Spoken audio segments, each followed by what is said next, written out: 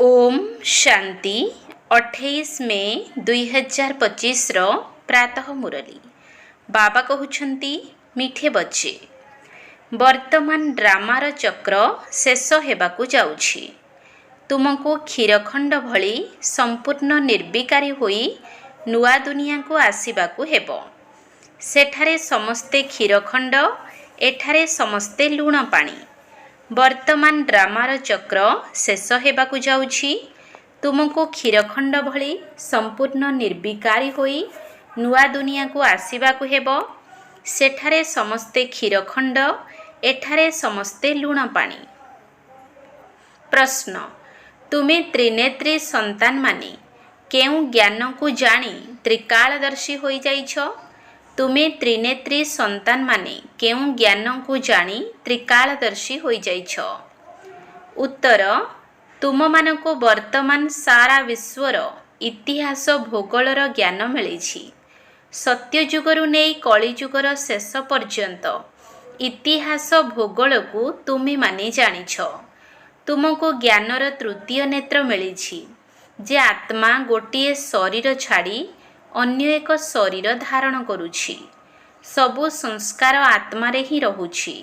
वर्तमान बाबा कहउछंती पिला माने नाम रूपर आकर्षण ठारू दूरेई रुह।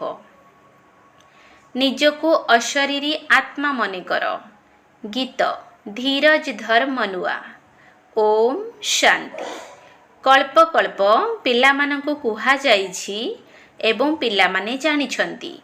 मन कहूछि जेते शीघ्र सत्ययुग आसीबो सेते शीघ्र दुखरु मुक्ति मिलिजिब। किंतु ड्रामा बहुत धीरे धीरे गति करुछि। बाबा धैर्य देउछंती जे बाकी अल्प दिन अछि। बड़ बड़ विद्वान पंडित मानक द्वारा मध्य बाणी सुनिबाकु मिलिबो जे दुनिया बदली जीव।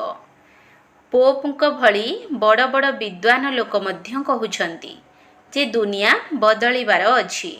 अच्छा, पुणी शांति किपरि हेबो? एही समयरे सबु लुण पानी अर्थात मतभेदरे अछंती। एबे आमे क्षीरखंड अर्थात एक मत हेउछे। सेपटरे अर्थात विदेशरे दिनकु दिन लुण पानी अर्थात नकारात्मक होई चलीछंती। परस्पर मध्यरे लड़ाई झगड़ा करी विनाश को प्राप्त करिवे, सेथिपाई प्रस्तुति चलीछि। एही ड्रामार चक्र एबे पूर्ण हेउछि। पुरुणा दुनिया शेष हेउछि। नुआ दुनियार स्थापना हेउछि। नुआ दुनियारु पुरुणा, पुरुणारु नुआ दुनिया पुणी हेबो। एहाकु दुनियार चक्र कहा जाइछि। एहार पुणी पुनरावृत्ति हेउछि। एपरि नुहे लक्ष लक्ष वर्ष परे पुरुणा दुनिया नुआ हेबो। तुमे पिला माने भल भावरे जानि जाइछ भक्ति संपूर्ण अलगा अटे। भक्तिर संजोग रावण साथिरे रहिछि। ज्ञानर संजोग रामक साथिरे अछि। एही कथा तुमे एबे बुझी पारिछ।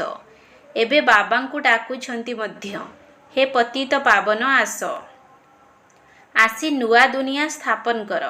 नुआ दुनिया रे निश्चित रूपे सुख मिली थाए। एबे सबु पिला माने जानी गलेनी जे एबे आमे घर को जीवा। एही नाटक शेष हेबाकु जाउछि। आमे पुनर्बार सत्य युग को जीवा, पुणी 84 जन्मर चक्र रे आसीबा। स्व आत्मा को सृष्टि चक्रर दर्शन होई थाए। अर्थात आत्मा को ज्ञानर तृतीय नेत्र मिली थाए। तेणु ताकु त्रिनेत्री कहा जाए। एबे तुमे माने त्रिनेत्री अट एवं आउ सबु मनुष्यंकर केवल एही स्थूल चक्षु अछि। ज्ञानर नेत्र काहार नाही।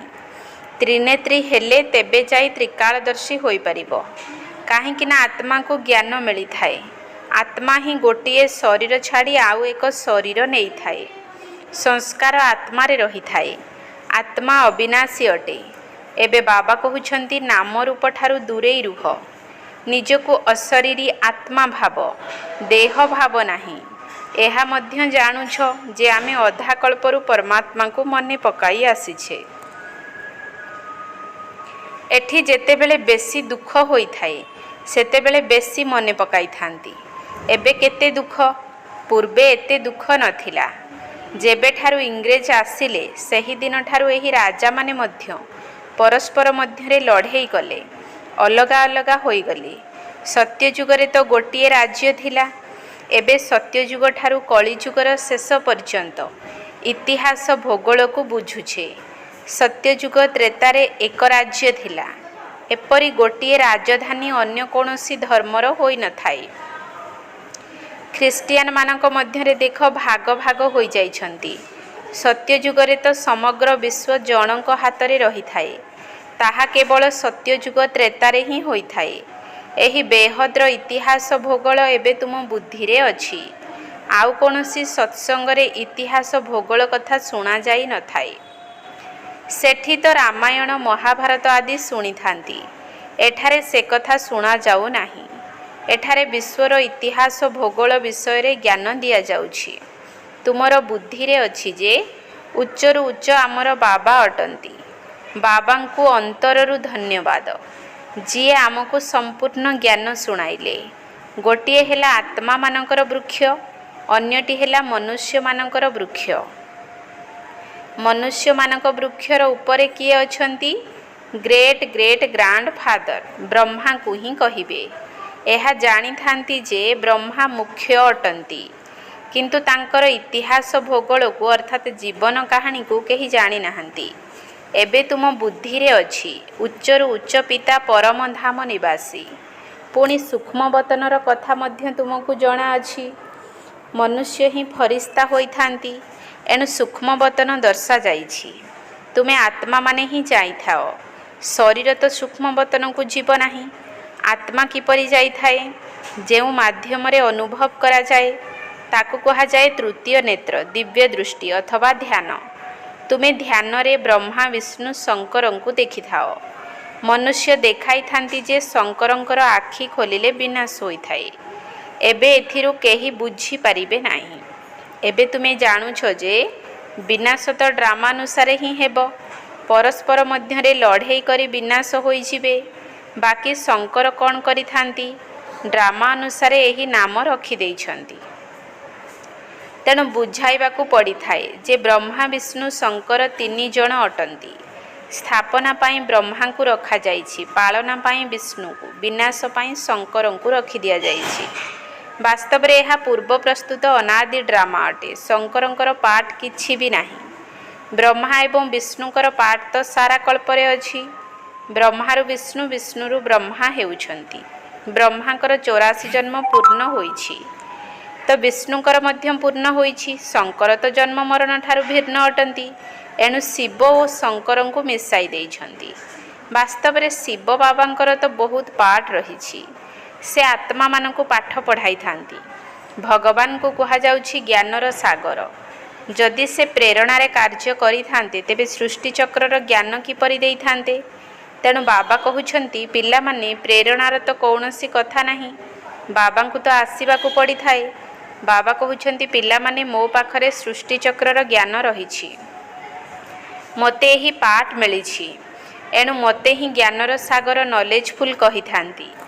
ନଲେଜ ଅର୍ଥାତ୍ ଜ୍ଞାନ କାହାକୁ କୁହାଯାଏ? ତାହା ତ ଯେବେ ମିଳିବ ତେବେ ଜଣାପଡ଼ିବ। ଯଦି ଜ୍ଞାନ ମିଳିନାହିଁ ତେବେ ଅର୍ଥ କିପରି ଜଣାପଡ଼ିବ? ଆଗେ ତୁମେ ମଧ୍ୟ କହୁଥିଲ ଈଶ୍ୱର ପ୍ରେରଣା ଦେଇଥାନ୍ତି। ସେ ସବୁ କିଛି ଜାଣୁଛନ୍ତି। ଆମେ ଯେଉଁ ପାପ କରୁଛୁ ଈଶ୍ୱର ଦେଖୁଛନ୍ତି। ବାବା କହୁଛନ୍ତି ଏହି ଧନ୍ଦା ମୁଁ କରିନଥାଏ। ଏମାନେ ତ ଯେପରି କର୍ମ କରିଥାନ୍ତି ତାହାର ଦଣ୍ଡ ନିଜେ ହିଁ ଭୋଗିଥାନ୍ତି। ମୁଁ କାହାକୁ ଦଣ୍ଡ ଦେଇନଥାଏ, ନା କୌଣସି ପ୍ରେରଣା ଦ୍ୱାରା ଦଣ୍ଡ ଦେବି। ଯଦି ମୁଁ ପ୍ରେରଣା ଦ୍ୱାରା କରିବି ତେବେ ତାର ଅର୍ଥ ମୁଁ ହିଁ ଦଣ୍ଡ ଦେଉଛି। କାହାକୁ ଯଦି ମାରିବା ପାଇଁ କହିବ ତେବେ ଏହା ମଧ୍ୟ ଦୋଷ ଅଟେ। କହିଲା ବାଲାର ମଧ୍ୟ ଦୋଷ ହେବ। ଯଦି ଶଙ୍କର ପ୍ରେରଣା ଦେବେ ତେବେ ସେ ମଧ୍ୟ ଦୋଷୀ ହେବେ। ବାବା କହୁଛନ୍ତି ମୁଁ ତ ତୁମ ପିଲାମାନଙ୍କୁ ସୁଖ ଦେଉଛି, ତୁମେ ମୋର ମହିମା କରିଥାଅ। ବାବା ଆସି ଦୁଃଖ ହରଣ କର। ମୁଁ କ'ଣ ଦୁଃଖ ଦେଉଛି? ତୁମେ ପିଲାମାନେ ବାବାଙ୍କ ସମ୍ମୁଖରେ ବସିଛ, ତେଣୁ କେତେ ଖୁସି ହେବା ଦରକାର। ଏଠାରେ ପ୍ରତ୍ୟକ୍ଷତାର ଆଭାସ ଆସିଥାଏ। ବାବା ଆମକୁ ପଢ଼ାଉଛନ୍ତି। ଏହାକୁ ମେଳା କୁହାଯାଉଛି। ସେବା ସ୍ଥାନକୁ ତୁମେ ଯାଉଛ, ସେଠାରେ କୌଣସି ଆତ୍ମା ପରମାତ୍ମାଙ୍କର ମିଳନ ହେଉଛି ବୋଲି କହିପାରିବ ନାହିଁ। आत्मा परमात्मांकर मेला एठारे अर्थात मधुबन रे लगी थाए। एहा मध्य तुमे जानुछ जे एबे मेला लगी बाबा पिला मानक गहन रे आसीछंती। आत्मा माने सबु एठारे अछंती। आत्मा ही मने पकाउछि जे बाबा आसीछंती। एहा सबुठारु श्रेष्ठ मेला अटे। बाबा आसी सबु आत्मा मानकु रावण राज्यरु मुक्त करुछंती। एही मिलन मेला केते सुखदायी जहा द्वारा मनुष्य पारस बुद्धि होई थांती। से मेला मानकरे तो मनुष्य मैला होई जाई थांती, पैसा बर्बाद करी थांती, किंतु किछि मिली न थाए। ताकु मायावी आसुरी मेला कुहाजिबो। एहा हेउछि ईश्वरीय मेला। राति दिनर पार्थक्य रहिछि। तुमे मध्य आसुरी मेला रे थिलो, वर्तमान अच्छ ईश्वरीय मेला रे। तुमे ही जानुछ बाबा आसीछंती। जदि समस्ते जानी जिबे तेबे जणा नाही केते भीड़ होई जिवो। एते घर रहिबा पई केउठु आनिबी। शेष समय रे गायन करी थांती ना, हे प्रभु तुमर लीला केउ लीला, सृष्टि परिवर्तनर लीला। एहा सबुठारु बड़ लीला अटे। पुराणा दुनिया शेष हेबा पूर्वरु नुआ दुनियार स्थापना होई थाए। एणु सबुबेले जहाकु भी बुझाओ प्रथमे स्थापना विनाश पुणी पालना, एही क्रम रे कहिबाकु हेबो। जेबे स्थापना शेष होई जिवो तेबे पुणी विनाश आरंभ होई जिवो, पुणी पालना हेबो। तेणु तुम पिला मानकु एही खुशी रहुछि जे आमे स्वदर्शन चक्रधारी ब्राह्मण अटु, पुणी आमे चक्रवर्ती राजा हेउछु। एहा काहाकु जणा नाही। एही देवता मानकर राज्य केउ आडे गला, चिन्ह वर्ण हजि गलानी। देवता बदल रे निजको हिंदू कहि देउछंती। जेउ माने हिंदुस्तान रे रहुछंती सेमानकु हिंदू कहुछंती। लक्ष्मी नारायण को तो एपरी केबे कहिबे नाही, तांकु तो देवता कुहा जाए। एबे एही मेला को ड्रामा अनुसार तुमे आसीछ। एहा ड्रामा रे निर्धारित रहिछि। धीरे धीरे तुमर संख्या बढ़ी चलिबो। तुमर जहा किछि पाठ चालुछि पुणी कल्प परे चलिबो। एही चक्रर पुनरावृत्ति होई थाए। पुनः रावण राज्य रे आसुरी पालना हेबो। तुमे एबे ईश्वरीय संतान अट, पुणी दैवी संतान हेबो, पुणी क्षत्रिय हेबो। तुमे जेउ अपवित्र प्रवृत्ति मार्गी होई जाइथिलो एबे पुणी पवित्र प्रवृत्ति मार्गी हेउछ। एही दैवी गुणधारी माने मध्य मनुष्य अटंती। बाकी सेमानंकु एते भुजा आदि देइछंती। विष्णु किए एहा केही मध्य कहि परिबे नाही। महालक्ष्मीकर मध्य पूजा करती। जगदम्बांक ठारू केबे धन मागी न थांती। जदि धन बेसी मिलीगला कहिबे लक्ष्मीकर पूजा करिथिलु, तेणु से भंडार भरीदेले। एठी तो तुमे जगदम्बांक ठारू सब किछि पाउछ। परमपिता परमात्मा शिवंक द्वारा दाता तो से ही अटंती। तुमे पिला माने बाप दादांक ठारू मध्य भाग्यवान अट। देख जगदम्बांकर केते मेला लागुछि, ब्रह्मांकर एते नुहे। ब्रह्मा को तो गोटे जगार बसाई देइछंती। आजमेर रे बड़ मंदिर रहिछि। देवी मानकर मंदिर बहुत रहिछि, काहेकि ना एही समय रे तुमर बहुत महिमा रहिछि। तुमे भारतर सेवा करूछ, पूजा मध्य तुमर बेसी हेउछि। तुमे भाग्यवान अट। जगदम्बांक पई एपरि केबे कहिबे नाही कि से सर्वव्यापी अटंती। तुमर महिमा होई चलीछि। ब्रह्मा विष्णु शंकर को मध्य सर्वव्यापी कुहंती नाही। मोते कहि देई थांती कोण कोण रे अछंती, केते ग्लानि करिछंती। तुमर मु केते महिमा वृद्धि कराउछि। भारत मातांकर जय कहि थांती ना। भारत माता तो तुमे माने अट ना। धरणी मा नुहे, धरणी आदि सबु तम प्रधान होई जाइछि। सत्य जुगरे सतो प्रधान होई थाए। सेथि पई कहि थांती देवता मानकर पाद पतित दुनिया रे पड़ी न थाए। जेबे सतु प्रधान धरणी होई थाए तेबे आसी थांती। एबे तुमको सतो प्रधान हेबाकु पड़िबो। श्रीमत आधार रे परिचालित होई बाबांको मने पकाइले उच्च पद पाइबो। एही चिंतन करिबाकु हेबो। बाबांको स्मृति द्वारा विकर्म विनाश हेबो। श्रीमत मिली चलीछि। सत्य जुगरे तो तुमर आत्मा पवित्र शुद्ध सुना समान होई जाई थाए। तेबे शरीर मध्य पवित्र सुना भली मिली थाए। पुणी सुनारे खाद पड़ीगले गहना मध्य सही परी होई थाए। आत्मा मिथ्या तो शरीर मध्य मिथ्या अटे। खाद पड़िबा द्वारा सुनार मूल्य मध्य कम होई जाई थाए। तुमर मूल्य एबे किछि भी नुहे। पूर्वे तुमे विश्वर मालिक 24 क्यारेट्र थिल, वर्तमान 9 क्यारेट कहिबा। एही बाबा पिलामानक सहित रुह रिहान करुछंती, पिलामानक उत्साहित कराउछंती, जहा तुमे शुणी शुणी परिवर्तन होई जाउछ। मनुष्यरु देवता होई जाउछ। सेठी हीरा नीलार महल हेबो, स्वर्गरे पुणी कौन न रहिबो। सेठिकार सुबिरस आदि तुमे पान करी आसीथाओ। सेठाकार फल मध्य बहुत बड़ बड़ होई थाए। एठी तो सेभली फल मिली पारिबो नाही। सूक्ष्म बतन रे तो किछि न थाए। एबे तुमे सतकु सत सत्य जुगकु जाउछ। एहा हेउछि आत्मा एवं परमात्मांकर मेला। एहा द्वारा तुमे उज्ज्वल हेउछ।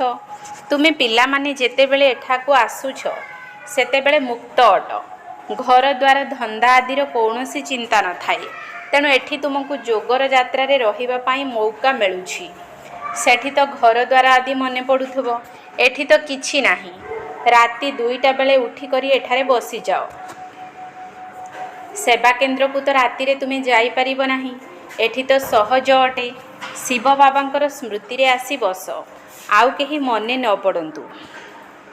एठी तुमको सहयोग मध्य मिली थाए। जल्दी सोई जाओ, पुणी जल्दी उठी जाओ। 3 रु 5टा पर्यंत आसी बस। बाबा मध्य आसी जिबे, पिला माने खुशी हेबे। बाबा हेले जोग शिक्षादाता शिक्षक।